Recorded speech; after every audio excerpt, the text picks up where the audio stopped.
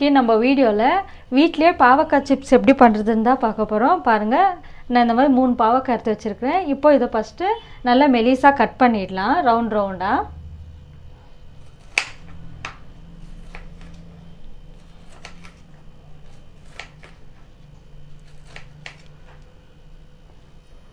பாருங்கள், இது ரவுண்டாக கட் பண்ணிவிட்டு இது உள்ளே கொட்டை ரெட் ஆகிட்டுருக்கு. பரவாயில்ல, இது ஒன்றும் ஆகாது, கசுப்பெல்லாம் ரொம்ப எடுக்காது. உள்ளுக்குற இந்த கொட்டையெல்லாம் க்ளீனாக இதெல்லாம் இப்படி எடுத்துருங்க.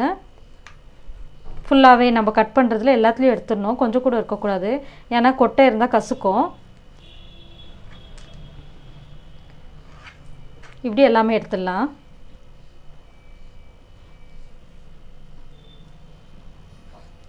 இப்போ எல்லா பாவக்காவோ கட் பண்ணியாச்சு, உள்ளுக்குற கொட்டையோ எடுத்தாச்சு. இதை ஒரு பவுலில் சேர்த்துடலாம்.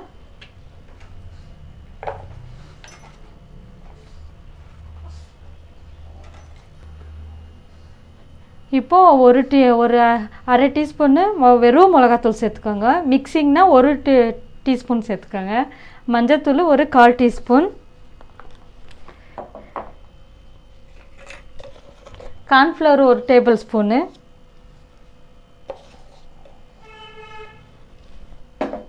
அரிசி மாவு 1 டேபிள் ஸ்பூனு. மைதா இருந்தால் மைதா கூட சேர்த்துக்கோங்க, நான் அரிசி மாவு சேர்க்குறேன். இப்போ லாஸ்ட்டாக தேவையான அளவு சால்ட்டு. இதெல்லாம் நல்லா கை வச்சு இந்த மாதிரி மிக்ஸ் பண்ணிவிடுங்க.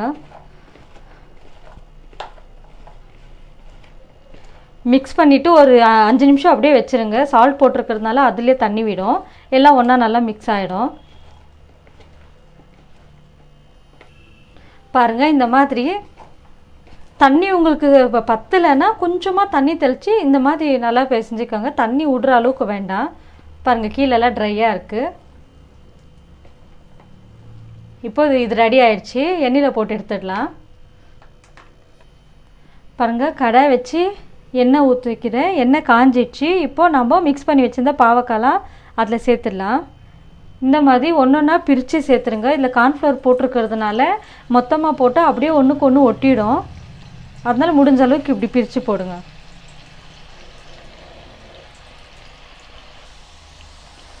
பாருங்கள், இந்த மாதிரி அப்பப்போ இப்படி திருப்பி விடுங்க.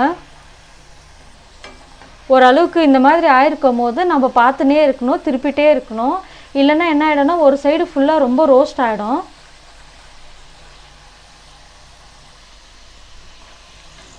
பாருங்கள், இந்த கலராக இருக்கும் போது நீங்கள் எடுத்துருங்க, கரெக்டாக இருக்கும். இல்லை கொஞ்சம் நேரம் இன்னும் விட்டிங்கன்னா ரோஸ்ட் ஆகிடும், ஒரு மாதிரி பிளாக் கலர் மாதிரி தெரிய ஆரம்பிச்சிடும். இப்போ இது கரெக்டாக இருக்கும். இப்போ நம்ம எல்லா பாவக்காவும் இதே மாதிரி பொரிச்சு எடுத்துடலாம். பாருங்கள், லாஸ்ட்டாக நம்ம எல்லாம் பொரிச்சு எடுத்தாச்சு. நிறைய எண்ணெய் ஊற்றி நல்லா பொரிச்சு எடுத்துக்கோங்க. அந்த எண்ணெய் வேறு எதுக்குனாலும் யூஸ் பண்ணிக்கலாம், கொழும்பு, பஜ்ஜி, போண்டா எல்லாம் செய்யலாம். பாவக்காய் எண்ணெய்லாம் கசக்காது.